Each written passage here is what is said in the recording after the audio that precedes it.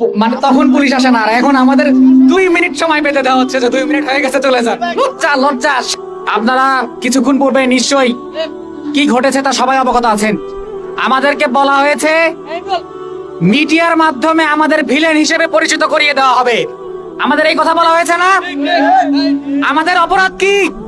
আমাদের অপরাধ আমরা করদোয়া এবং ভুলজন নদীতে যারা বিষাক্ত কেমিক্যাল ফেলে বছরের পর বছর নদীর বাস্তুতন্ত্রকে ধ্বংস করে দিয়েছে, বছরের পর বছর তারা নদীকে ধ্বংস করে, নদীকে হত্যা করে, তাদের বিরুদ্ধে আওয়াজ তুলেছি। এটাই নাকি আমাদের অপরাধ? আমরা আজকের এই লং মার্চে যে কয়েকজন ভাইয়েরা এসেছেন প্রত্যেকের কাছে কৃতজ্ঞ এবং আপনাদের বিশেষভাবে ধন্যবাদ জানাতে চাই এই কারণে যে আপনারা ক্ষমতার বিপরীতে, স্রোতের বিপরীতে বীর পুরুষের মতো দাঁড়িয়েছেন। আমাদের বলা হয়েছে আমরা কেন বগুড়াতে এসেছি, কেন আমরা এসআর এর সামনে গিয়ে দাঁড়িয়েছি, কেন আমরা মজুমদারের সামনে এসে দাঁড়িয়েছি।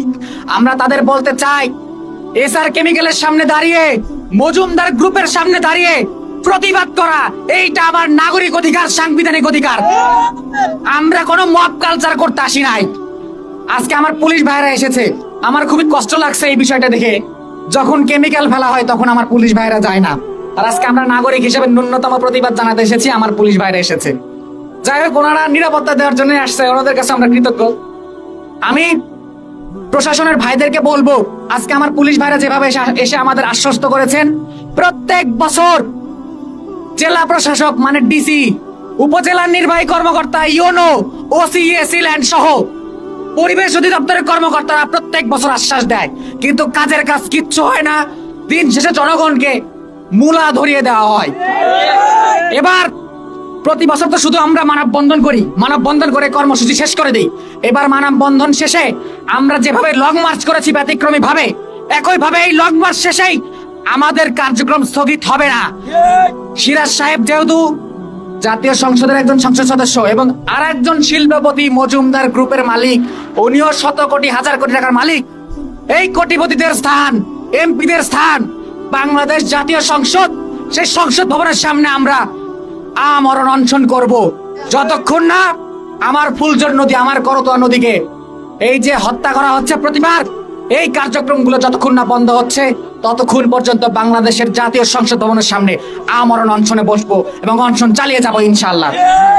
আমি মজুমদার গ্রুপকে বলে দিতে চাই, এসআর কেমিক্যালের লোকজন তো আমাদের হুমকি দিয়েছে যে ওনারা আমাদের মিডিয়ার মাধ্যমে ভিলেন বানাবে। আমরা নাকি চাঁদা চেয়েছি, চাঁদা দেয়নি দেখে নাকি প্রতিবাদ করতে এসেছি। এই কথা মজুমদারেরও কিছু লোক সাইড থেকে কানা ঘোষা করছে। মজুমদারের লোকদের বলে দিতে চাই এবং এসআর এর লোকদের বলে দিতে চাই, আমরা টাকার পিছনে ছুটি না। আমরা হিন্দু সম্প্রদায়েরও কেউ না, জেলে সম্প্রদায়েরও কেউ না। নদীর মধ্যে বছরে একবারও গোসল করার জন্য যায় না, নদীর পাড়েও যায় না। এরপরেও নদী পাড়ের বাসিন্দাদের জন্য এই রোজা থেকে রোদের মধ্যে কষ্ট করে এখানে এসেছি। আমার ভাই সাবির ভাই, ওনার ইউরোপের ফ্লাইট ছিল, ওনার ইউরোপের ফ্লাইট ক্যান্সেল করে উনি এখানে এসে দাঁড়িয়েছেন। কেন দাঁড়িয়েছি?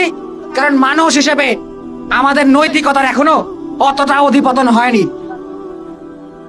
ভাই, আমরা কোনো মব কালচার করছি না, আমরা এখানে কোনো সহিংস কর্মকাণ্ড করছি না।